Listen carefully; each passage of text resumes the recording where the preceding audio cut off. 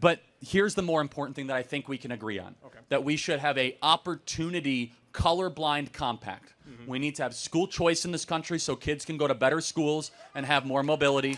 Number two, reconstitute the black family.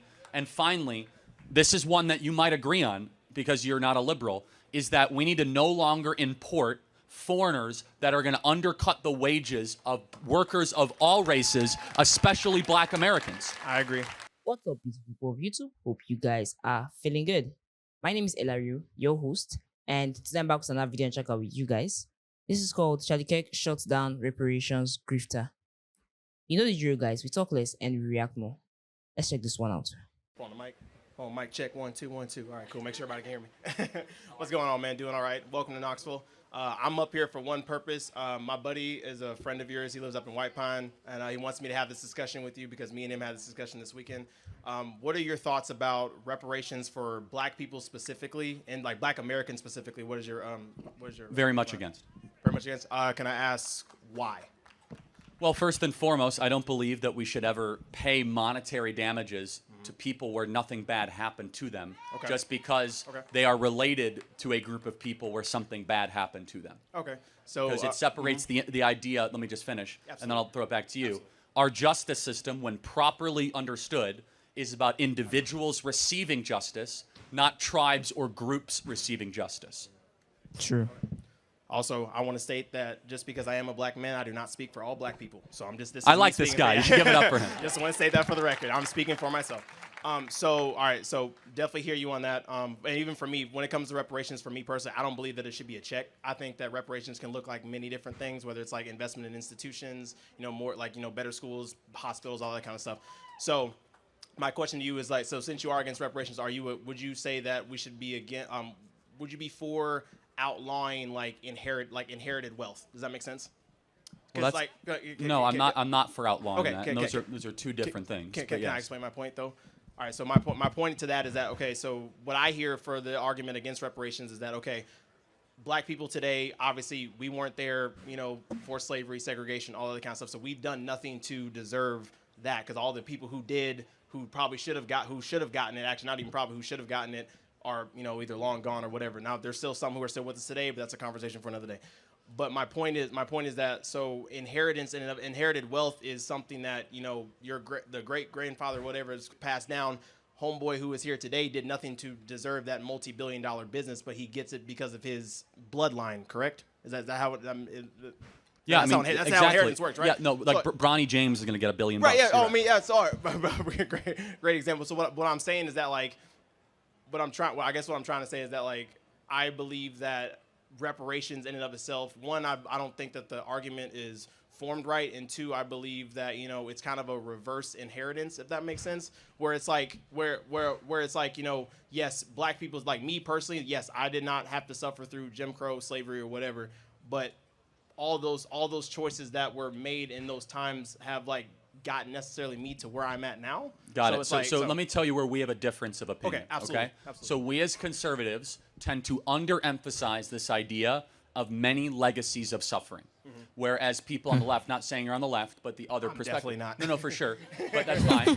That's fine. Let's just say the other side of the argument tend to emphasize that you are stuck because of something that happened to you many generations prior.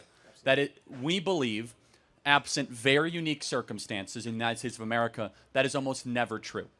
For example, we think every individual should be judged by their own actions, their own character, and their agency. Now let's play this out though. You're acting as if, not you, but let's say the argument, because you're coming after this in a great way, there's been no money sent black America the last 60 years. We have spent over $25 trillion on black America in 60 years, and black America's poorer than before we started.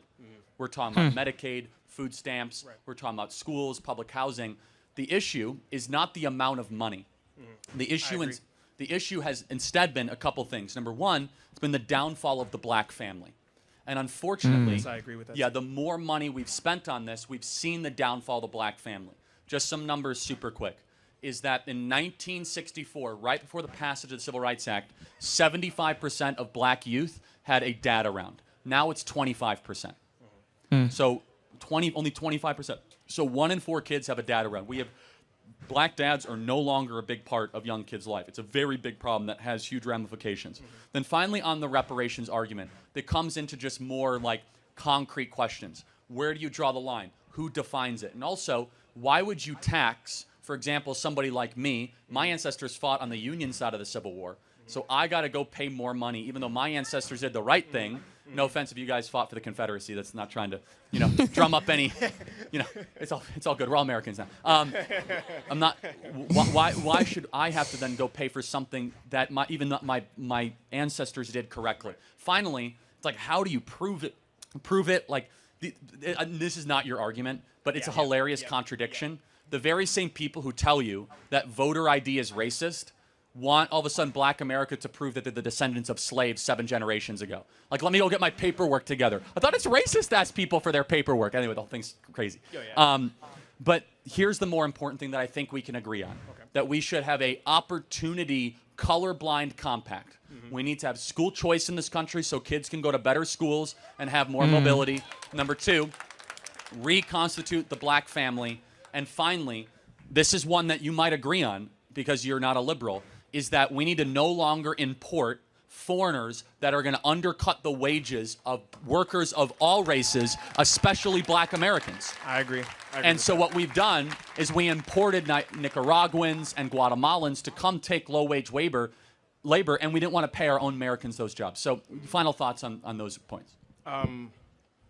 Also, great points. I would say that I am with you for the idea of a colorblind society. I think that I think it's a bit of a farce to say that colorblind society is something we should aspire to, but I think it's a farce to think that it doesn't exist, that race doesn't play a factor. I totally agree. Okay, and so I will say it plays far less of a factor 10 years ago. It's playing more of a factor today. Yes, I agree. In a negative way. Yes, I 100% agree. I think you had mentioned something about DEI like earlier, and I was like, for sure, like the way I agree with DEI in principle, but I think the way it's been instituted by our government and all the other institutions is completely wrong. So, because for me, it's not about seeing color; it's how you treat color. Does that make sense? Everyone's going to see color. And exactly. You're right. Yeah, and so it's an ideal that is admirable, being colorblind. Right. The problem with we were promised with the Civil Rights Act, we were promised a colorblind society. We now have a color-obsessed society. Ooh, and it's a breakdown of that promise. Instead, the country I grew up in, at least, was like, yeah, you're black, but it doesn't matter. It's not the most important thing. Instead, it's, are you a good person? How do you act? How do you treat other people? Are you a Christian? Like, what is your worldview? I want to get back to that. Of course, we're still going to see differences. Right. But I want to de-emphasize them to a place where we look at each other as fellow human beings and fellow American citizens. Thank you so much, man. Absolutely not. Appreciate it. Thank you. One more, can I get a hat from my buddy? Absolutely. Can I get a hat from my buddy? Appreciate it. I'll get you too, right? Thank you, man. Can I shake your hand, man? Appreciate you. God bless you. God bless you. Thank you, guys. That was super cool and played out in a very, very matured way. Wow. You see, Charlie's definition here, right? It's all termed on the actual outlook of justice here. Because in the justice system, when an individual commits a crime, that individual pays for his crimes. His tribe doesn't, his family doesn't, just that individual. Even the Bible in the New Testament supports it. You know, when Christ came, he abolished the system of the father's sin being visited upon his children. What he said was that every man will account for his actions, and the sins of the father will no longer be visited upon the children. Now, in the white society, let's assume the slave traders then are the fathers, and this generation now are the children. Why should the burden of the sins of the fathers be visited upon the children of this time? Now, Charlie is a white man, but his side didn't fight on alongside the slave traders. They fought against them. So it's going to even be unfair to him to say that he should take part for something that his ancestors didn't take part in, and he as an individual plays no part in. I mean, it's just wrong on all levels. And secondly, reparations.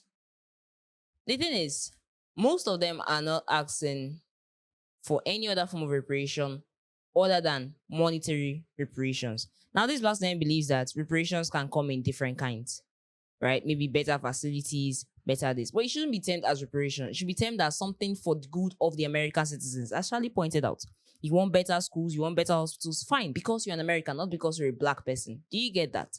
Then, just as Charlie said, it's not by how much is given, it's by the people involved. You see, standing on the example Charlie gave, the numbers and facts he presented, I would like to pinpoint another example that Charlie, Candice, and most conservatives have actually pointed out. The issue of single motherhood subsidization. You see, the government pays a certain sum of money to single mothers to help them take care of their kids that have been abandoned. But now, humans will always be humans, and people will always be greedy. This has now turned to a business venture, where they don't see it as a compulsory thing to have a man in the house. They don't see it as compulsory to have a man to be there as a father of their children, to have a man to provide for them, because they know that once they're registered as a single mother, once it is known that they are single mothers, the government will provide for them. Now, I'm not saying they all do this deliberately, but you can't say that there are some people that don't have this mindset. Hence, the reason why single motherhood or the absence of black fatherhood is prevalent in the black community. There are a lot of fathers out of there. You might say it's because of over-policing and they are in jails, but honestly, unless someone in the higher-ups has a vendetta against you, then there is no way you'd be framed and put in jail. And I've not really seen anyone with a case like that. If you're in jail, it's because you committed a crime and you need to serve a term for it. You need to pay for your actions. Now, that aside, Charlie did present that they had given billions of dollars to the black community to help them. But instead, it has resulted in a decline, mainly because of this entitlement that, yes, the white community owes it to them for enslaving the ancestors. So they just feel like they can do nothing and expect the money to keep coming. They just feel like, oh, it's their right. They have to do it. But no, they don't. The people who should have gotten reparations or should have been compensated, needless to say, they are all gone, resting peacefully. And the people who actually did those heinous acts to humanity are also gone, resting peacefully, or resting nonetheless. So, just as Charlie said, Charlie grew up in a time when your skin color was not a determining factor in who you are. Your skin color was not a determining factor in where you go to school, in where you work, in anything. What mattered most as a voter was, are you a Christian? What are your values?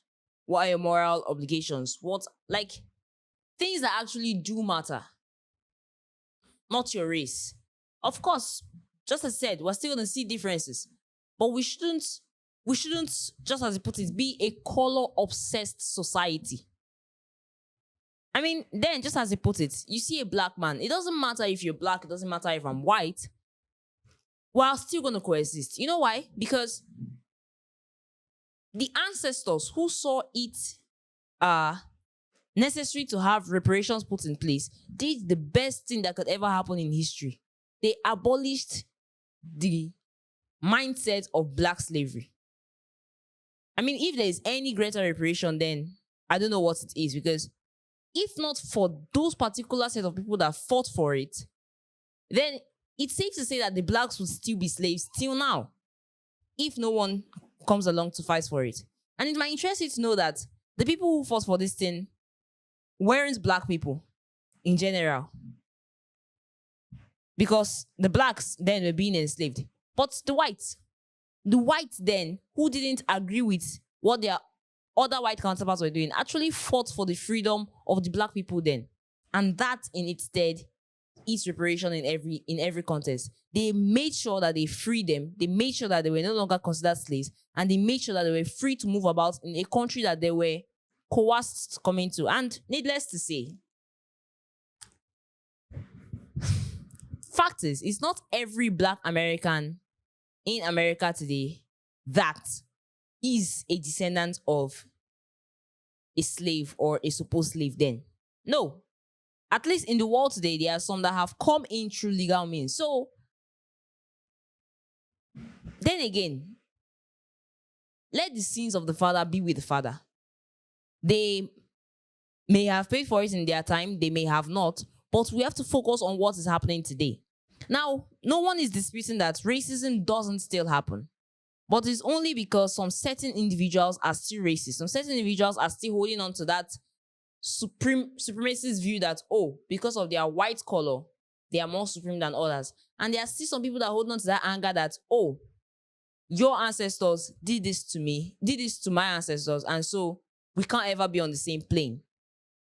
Everyone needs to let go of the past on a more serious note. Everyone just needs to let it go. And just as Charlie said, if I'm to reiterate it again, you shouldn't want good schools, you shouldn't want good hospitals, you shouldn't want the government to do something good for society because you're a Black man. You should want it because you are an American citizen. And I believe that is what matters. Anyway, guys, please tell us what you think about it in the comment section. And please leave a thumbs up for us at the end of this video. If you just joined the channel for the first time, please click that bell button to be notified when we drop a new video. And of course, subscribe to follow us for more updates. Thank you so much for watching and stay safe.